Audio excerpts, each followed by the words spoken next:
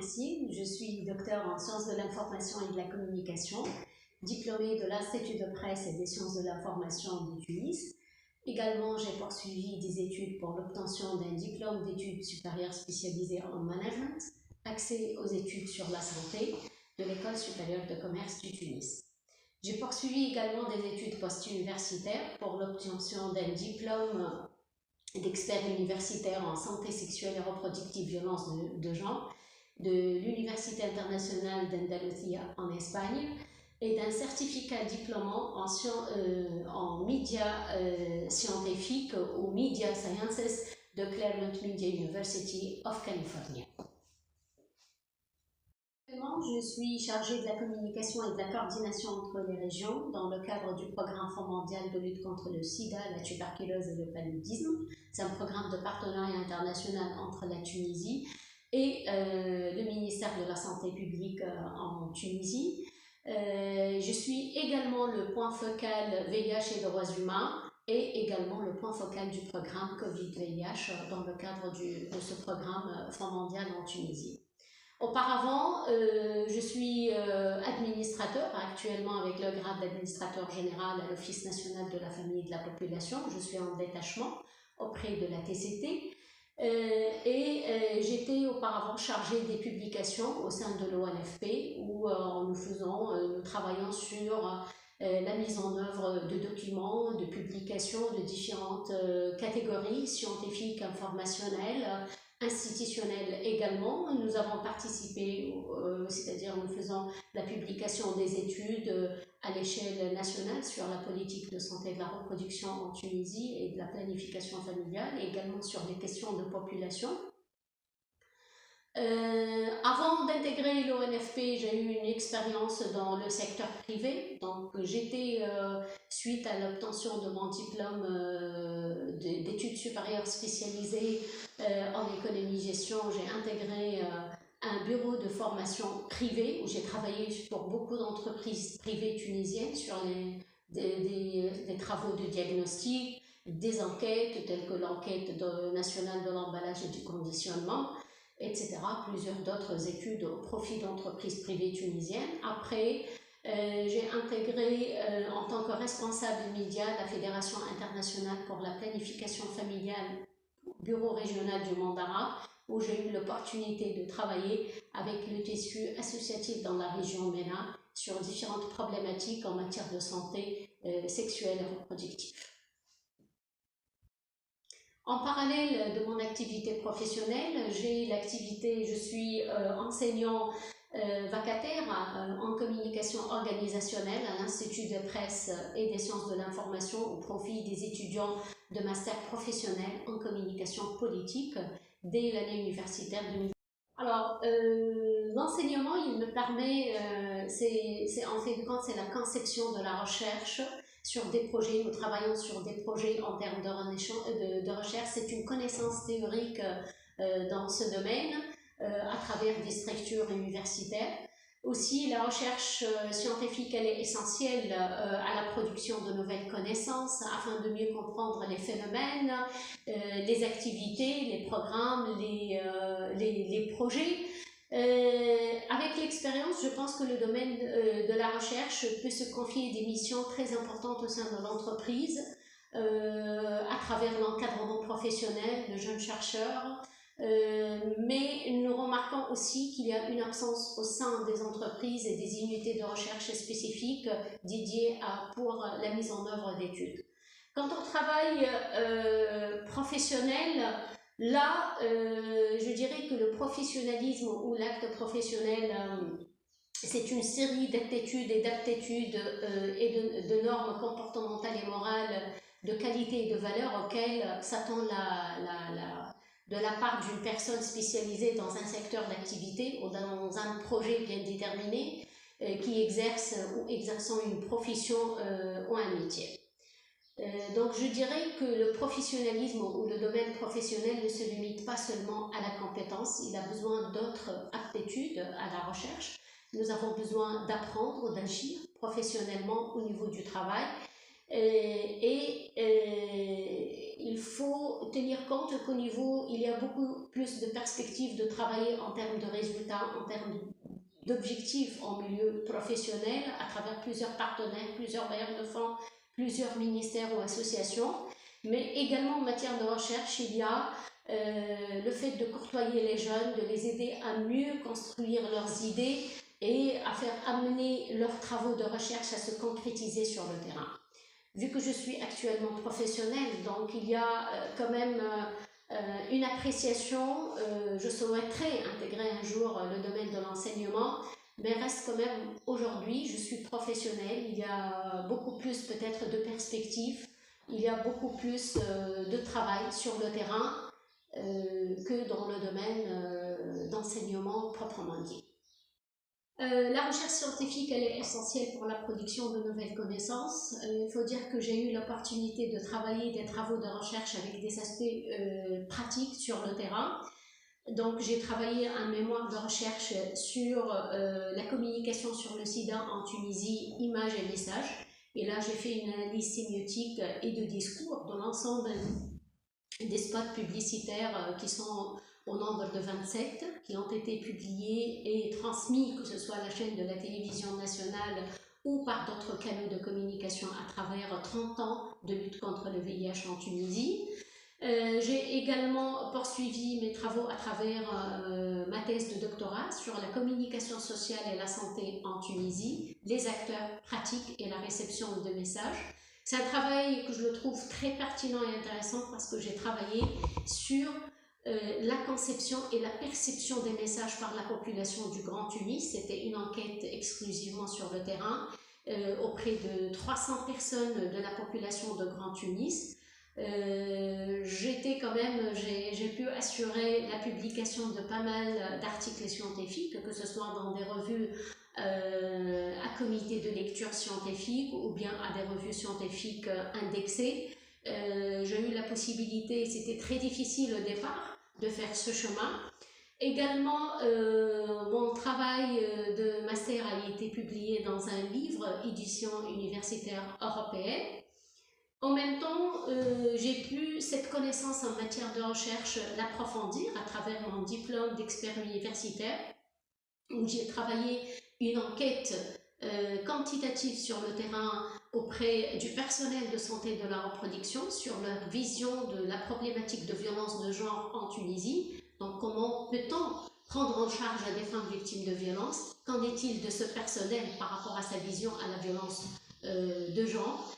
Et à travers également mon certificat en Media Sciences, j'ai pu travailler sur la mise en œuvre des approches qu'on a qui nous ont été enseignées à l'IPSI en matière de recherche, comment mettre ces théories, ces approches réellement sur le terrain avec des études quantitatives sur le terrain. Et c'était une expérience extraordinaire parce que là, on comprend comment utiliser le côté de la recherche, le côté scientifique à des fins professionnelles au profit de l'entreprise. Donc je dirais que la recherche scientifique, elle est essentielle pour la production de nouvelles connaissances. Donc on aimerait bien, vous savez, quand on est un gestionnaire dans une entreprise ou chargé d'un programme, on aimerait bien avoir des réponses rapides. Et c'est ça un petit peu qui vous met dans une situation difficile entre votre casquette de chercheur et votre casquette de gestionnaire de programme, où vous devez faire des missions qui durent 1 mois ou 2 mois au maximum pour mettre en œuvre des enquêtes du terrain et vous êtes redevable de résultats. Donc l'ensemble de ces études m'ont permis de me perfectionner davantage sur le terrain, d'avoir ce regard critique, comment collecter les données de manière efficiente, de bien poser les hypothèses de recherche pour avancer les connaissances dans un secteur bien déterminé et à travers des problématiques sur le changement de comportement, d'attitude en matière de santé. Donc je dirais que je suis dans le cadre de la recherche-action. Je peux dire que je m'inscris dans cette lignée en fait de recherche-action. Ce que les jeunes docteurs peuvent apporter en entreprise. Vous savez, quand j'ai terminé ma maîtrise, en communication publique et après mon DESS à l'EEC, j'étais un petit peu tiraillée par le monde de l'entreprise. C'est-à-dire de découvrir ce qui se passe en entreprise en matière de communication, comment nous travaillons. Après, dans le cadre de mon parcours professionnel, j'ai pu poursuivre quand même des études de master jusqu'à l'obtention d'une thèse de doctorat. Donc là, selon mon expérience, je dirais qu'il y a un problème c'est un problème à peser pour les jeunes docteurs quand on a un PhD, c'est-à-dire qu'on a passé un parcours de recherche de 3 à 5 ans en moyenne. Auparavant, c'était 5 ans, maintenant c'est 3 ans. Donc, il faut avoir la capacité à peser, c'est-à-dire à ne pas plonger directement dans la solution. Quand on fait un travail de recherche, on fait des hypothèses, des objectifs, on essaie de retrouver une réponse à une problématique donnée. En entreprise, c'est un peu différent. Donc, un jeune docteur dans une équipe de travail en entreprise, il doit pouvoir déployer ou intégrer le cursus de planification, de développement d'un projet dans une organisation donnée. Donc, il doit travailler et apporter une approche donnée qui est un petit peu différente de l'approche, je dirais, en matière de recherche. C'est une méthode de travail, il doit pouvoir poser des problématiques sans plonger dans la recherche d'une solution technique. Et ça, dans une démarche d'innovation, est extrêmement important pour les entreprises. Aujourd'hui, je dirais, j'ai fait un parcours en administration publique. On peut avoir un recrutement d'un docteur, mais comment le classer selon la nomenclature administrative au niveau des grades, etc., c'est une question qui reste posée et qui n'a pas de solution, je pense. Il y a des grades bien déterminés, un plafond où vous êtes là, on vous met dans ce plafond-là et vous essayez de suivre les échelons. Ce qui est pas mal, parfois, est difficile pour un jeune docteur de se trouver un petit peu emprisonné de grades administratifs. Ce que je dis sur les jeunes docteurs, alors le temps dans une organisation, dans une entreprise, il passe très vite, il s'écoule très vite. Donc, que dans le monde de la recherche. Dans la recherche, on a notre temps. Si une hypothèse n'est pas vérifiée, on essaie de chercher encore, de creuser, de faire des études. On n'a pas le temps en entreprise de faire ça. Donc, et ça c'est une difficulté pour les docteurs qui travaillent dans une entreprise. Et également, dans la plupart des entreprises, on ne trouve pas réellement un département qui est dédié à la recherche pour pouvoir explorer les enquêtes, à part quelques institutions. Je dirais que l'ONFP est parmi les institutions pionnières dans ce domaine parce qu'elle met en place beaucoup d'enquêtes, connaissances et aptitudes et pratiques au profit de la population publique avec un arsenal de personnel, etc. Donc on voit ici que le rapport au temps qu'on peut avoir dans une activité de recherche, dans un travail de thèse et dans une entreprise est radicalement différent. Et ça peut être une source d'erreur en termes d'innovation pour les jeunes docteurs parce qu'on veut aller vite sur le marché. Parfois, on veut apporter une solution rapide à un problème donné au sein d'une institution. On veut faire un diagnostic dans une semaine, mais pas dans 6 mois. Donc, on est redevable réellement de résultats. Donc, en fait de compte, en entreprise, on peut trouver une bonne solution technique à une question qui n'a pas été bien posée, en fait de compte. Et l'apport que peut apporter quelqu'un qui a fait un bon travail de recherche, c'est de questionner la question, en quelque sorte. Donc, je dirais, un docteur en entreprise, il doit pouvoir avoir, en plus de ses compétences, une capacité à déployer les résultats de sa thèse de manière pratique, de manière pragmatique, en termes d'innovation et de rétrécir le temps. On n'a pas le temps en entreprise. Il faut avoir la capacité aussi de ne pas être le spécialiste. On n'a pas besoin de spécialistes en entreprise, en tant que terme. On a besoin des gens qui puissent donner des réponses à des questions bien déterminées et rapidement. Donc on pose la question et on trouve la meilleure solution. C'est comme en technologie, par exemple. On peut avoir un budget de 100 000 dinars. Donc, on veut trouver une solution technologique pour 100 000 dinars, par exemple. Mais quand on va à une entreprise, on trouve que 20 000 dinars. Que faire? On ne fait pas le travail parce qu'il ne répond pas aux règles de la recherche. Non, on doit pouvoir trouver la solution en fonction du budget qui est disponible. Les 30 000 dinars ou les 20 000 dinars, par exemple. Et même faire plus. avec ce budget-là. Donc là, c'est-à-dire, on n'a pas besoin d'avoir une réponse parfaite à nos problèmes au sein d'une entreprise, mais plutôt une réponse pragmatique suite à des contraintes de données, de planning financier et suite aussi à des contraintes parfois de marché dans le secteur privé particulièrement. Pour mes projets professionnels, alors je souhaiterais bien sûr un jour pouvoir intégrer réellement le monde de l'enseignement parce que c'était un rêve d'enfant, d'être une enseignante, de côtoyer les étudiants, de partager avec eux un parcours d'expérience professionnelle, des études sur le terrain, etc. pour être vraiment permettre à ces jeunes d'être au service de l'entreprise et d'avoir de nouvelles perspectives sur le plan professionnel.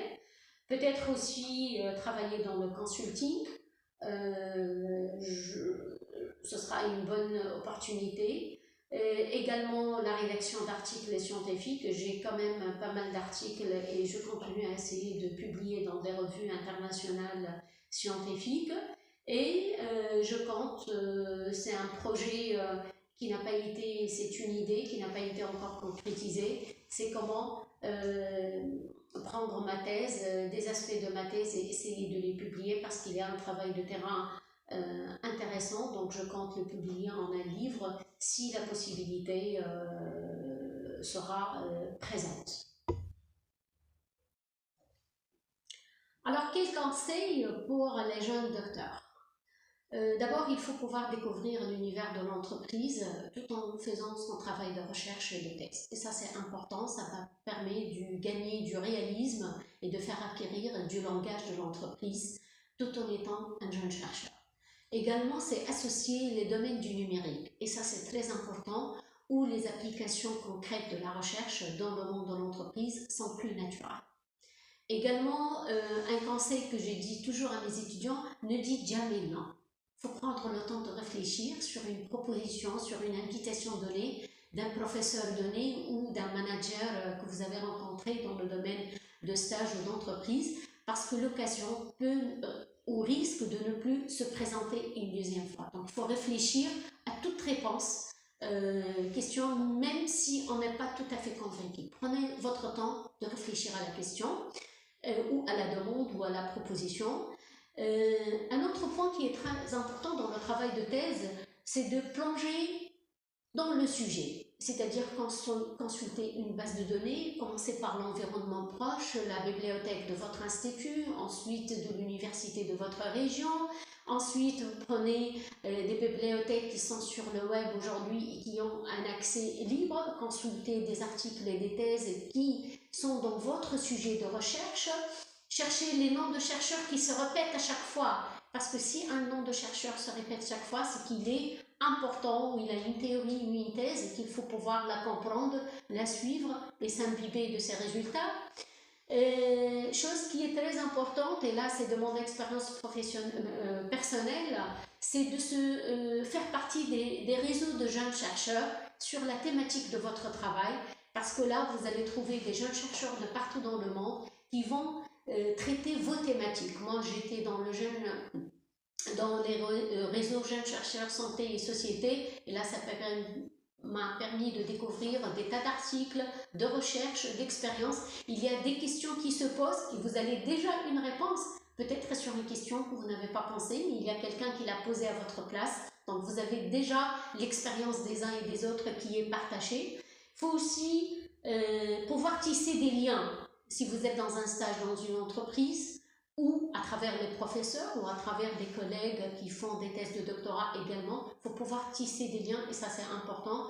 Et n'oubliez pas également de remercier les personnes qui vous ont aidé, qui vous ont orienté sur certains points, qui vous ont intégré dans une entreprise donnée. Donc pour résumer tout ça, moi je dirais il faut être lucide, il faut poser les bonnes questions avant de se lancer dans sa thèse. 2, il faut apporter la thèse en mode projet, et ça c'est important. La thèse, c'est un projet qui nécessite un travail, qui nécessite un cadrage, qui nécessite une phase de préparation et qui nécessite une phase d'exécution et du suivi de son travail.